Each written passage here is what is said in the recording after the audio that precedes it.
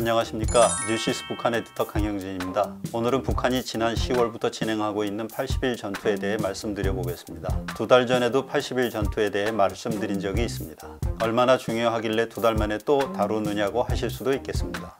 솔직히 이번 주에 화끈한 소재가 없어서 다시 다루게 됐다고 고백합니다. 그렇지만 80일 전투를 다시 다루면서 우리가 잘 알지 못하는 북한 사회의 단면을 소개할 수 있는 기회가 될 수 있다는 생각도 합니다. 다음 주면 80일 전투가 끝납니다. 노동신문은 김정일 전 국방위원장의 기일인 12월 17일을 제외하면 거의 매일 80일 전투를 가장 큰 뉴스로 실어왔습니다. 일일이 확인하진 못했지만 민주조선과 같은 북한의 다른 매체들도 같았을 겁니다. 지난 2달여 동안 북한 사람들은 80일 전투라는 말을 지겹도록 들어야만 했습니다. 우리 언론들도 추미애 윤석열 갈등을 80일은커녕 180일 이상 크게 다뤄왔죠. 그렇지만 우리와 북한의 언론이 다르다는 건 잘 아실 겁니다. 우리 언론의 추윤 갈등 보도처럼 80일 전투를 비판하는 의견이 노동신문에 보도된 적은 없습니다. 북한도 사람 사는 세상인데 나라가 하는 일에 불만을 가진 사람이 왜 없겠습니까? 그렇지만 공개 처형과 정치범 수용소를 각오하지 않으면 남들 앞에서 그런 불만을 말할 수는 없습니다. 노동신문에서 80일 전투는 나라를 위기에서 구하기 위한 장엄한 결사전으로 묘사됩니다. 최고 영도자 김정은 위원장의 영도 따라 전당, 전국, 전민이 한마음으로 뭉친다는 점을 80일 내내 하루도 빠지지 않고 강조합니다. 전국의 모든 기업, 농장, 연구소에서 주어진 목표 달성을 위해 전력 투구한다는 소식들과 목표를 초과 달성했다는 사례들이 연일 대서특필됩니다. 그렇지만 세상 일이 겉으로 보이는 것과 많이 다르다는 건 북한도 예외가 아닙니다. 북한에서 여러 차례 전투를 겪었던 탈북자들의 의견을 모아봤습니다. 북한에서 의사를 했던 분의 얘기입니다. 긴장은 하고 있는데 특별한 목표나 계획이 없어서 직접 전투에 참여하진 않았다. 환자를 많이 버는 걸 목표로 세울 수는 없어서 그랬다. 보건 분야에서 딱히 전투에 참여할 방법이 없었다는 말입니다. 외국에서 건설 노동자들을 관리하던 분입니다. 7차 당대회 직후 휴가 기간 중에 평양에 가서 보니까 전투를 한다고 해서 간부들은 집에도 못 들어가고 현장에서 먹고 자고 하더라. 그렇지만 북한 경제가 돌아가는 게 없어서 형식적으로 현장을 지키기만 했다. 노동신문이 보도하는 내용이 진실인지 믿기 어렵다. 건설은 시멘트와 돌이 있으면 신용은 할 수 있다. 다른 부문은 자재도 없고 전기도 없고 군수공장까지 멈췄다. 전투가 실질적 성과를 내지 못한다는 말입니다.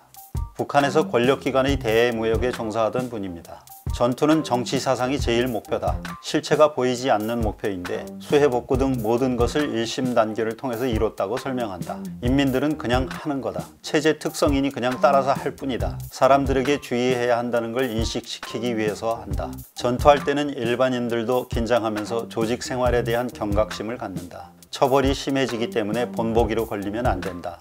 긴장의 고삐를 늦추지 않도록 주민들을 단속하는 것이 더 큰 목적이라는 말로 들립니다.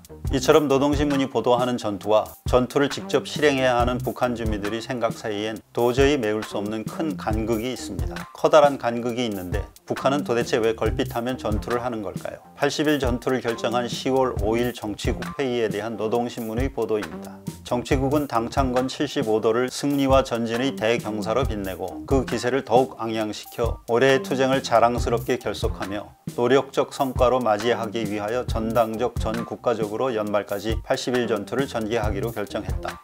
이어서 10월 20일에는 내각 전원회의에서 80일 전투의 목표를 방역을 철저히 하면서 자연재해 피해를 복구하고 농업증산 토대를 정비하면서 미진했던 국가경제발전 5개년 전략을 최대한 수행하는 걸로 제시했습니다. 또 80일 전투를 선전하기 위해 마련된 포스터에는 조선노동당 8차 대회를 높은 정치적 열의와 빛나는 노력적 성과로 맞이하자는 구호가 담겨 있습니다. 또 일심단결, 자력부강, 자력번영이라는 글귀도 큼직하게 담겨 있습니다. 뭔가 허전하지 않나요? 북한 주민들 전부를 80일 동안 하루도 쉬지 못하게 달달 볶는 목적치고는 도무지 무슨 일을 하겠다는 건지 손에 잡히는 내용이 없습니다. 전투, 당창건 75돌, 일심단결, 자력부강, 자력번영과 같은 추상적인 단어들만 나열되어 있습니다. 광역과 재해복구, 농업증산, 경제목표 달성 정도가 비교적 구체적인 목표라고 할 수 있겠지만 그걸 어떻게 달성하겠다는 내용은 없습니다. 물론 코로나 방역 때문에 전쟁 때보다 더 긴장할 필요가 있고 올여름 태풍 피해가 컸기 때문에 복구 노력에 총력을 다해야 하고 식량이 항상 부족하니까 농업 증산도 꼭 해야 하고 경제난을 이기려면 특별한 노력을 펴야 하는 것도 맞습니다. 그렇지만 어디 하루 이틀 일인가요? 공부가 부족한 저로선 도무지 이해하기 힘들어 북한의 전투를 전문적으로 연구한 이물출 경남대 극동문제연구소 교수님께 문의했더니 다음과 같이 설명하더군요. 일종의 결산기간입니다. 지금까지 미진했던 대목들을 채워서 완성도를 높이는 과정인 거죠. 우리는 요즘 이런 방식이 통하지 않지만 북한에선 쥐어짜는 만큼 성과가 납니다. 작년 말에 정면 돌파전을 한다고 했는데 올해 코로나와 수해 때문에 계획이 미뤄졌습니다. 이걸 만회하려는 겁니다. 수해 코로나로 못한 부분을 채운다는 측면이 중요하다는 설명이었습니다. 또 북한 경제를 연구해온 일본 슈칸 긴요비의 문성희 기자는 최근 미국 자유아시아 방송과 인터뷰에서 흥미로운 말을 했습니다. 김정은 위원장이 당창건 기념일 직후에 재해지역 복구 사업 현장에서 지금 진행하는 피해 복구는 1단계로 해 80일 전투 기간에 끝내고 2단계로 8차 당대회에서 제시할 5개년 계획 기간에 검덕광업연합기업소, 대웅청년영웅광산, 룡양광산에 25,000세대의 살림집을 건설할 결심을 피력했다면서 이미 5개년 계획의 목표가 마련돼 있다는 걸 알 수 있다고 했습니다. 김 위원장이 언급한 내용 외에도 다른 지역 기관 공장에서도 목표가 정해지고 있다고 추측할 수 있다는 겁니다.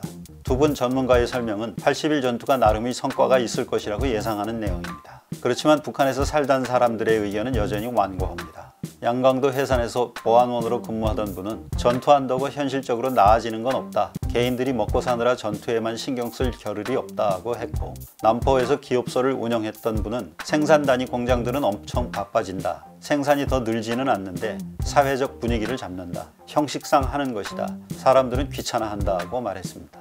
80일 전투가 끝나는 시점에서 다시 살펴봤지만 북한이 80일 전투를 왜 하는 건지 이해하기가 여전히 쉽지 않습니다. 그래서 평소처럼 제 방식대로 평가해봤습니다. 올해 김정은은 엎친 데 덮친 격으로 힘든 한 해를 보냈습니다. 작년 말에 호기롭게 정면 돌파전을 선언했지만 코로나에 발목이 잡혔고, 그러자 평양 종합병원을 짓겠다고 약속했는데 못 지켰고, 그러다 보니 걱정이 커졌을 겁니다.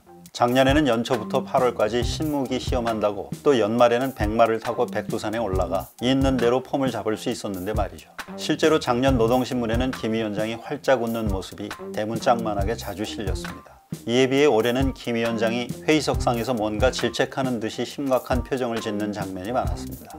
올 상반기에는 코로나가 걱정돼 연초부터 숨어 지내다가 급사했다는 악소문에 시달렸고, 하반기에는 다행인지 불행인지 태풍이 3차례나 닥쳐서 피해가 커지자 복구 현장으로 동분서주하면서 열심히 일하는 모습을 보여줄 수 있었지만, 연초에 10월 당창건 기념일까지 완공하겠다고 호기롭게 선언했던 평양종합병원 건설이 실패했습니다. 10월 10일 당창건 75주년 행사는 화려하게 치렀지만 그 뒤로 연말까지 남은 기간 동안엔 북한 주민들의 관심을 자기에게 묶어둘 만한 계기가 없었을 겁니다.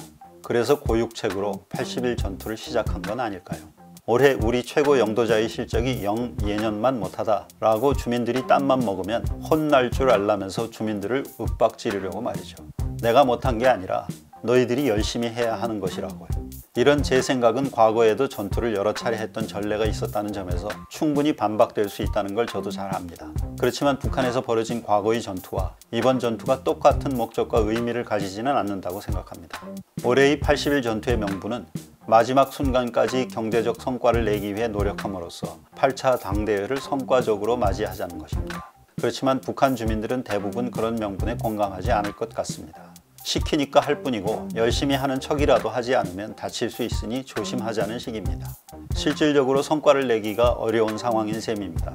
적어도 최근 30년 사이에는 전투를 통해 눈에 띄는 경제 성과를 달성한 적도 없습니다. 이런 상황을 북한 당국이라고 모르진 않을 겁니다.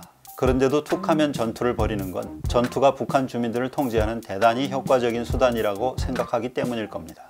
효과적이긴 하지만 달리 동원할 수 있는 방법이 남아있지 않을 때 써먹는 최후의 수단이기도 합니다. 최후의 수단은 정말 절박할 때, 달리 다른 수단이 없을 때 부작용을 각오하고 써야 하는데 갈수록 남발되고 있습니다.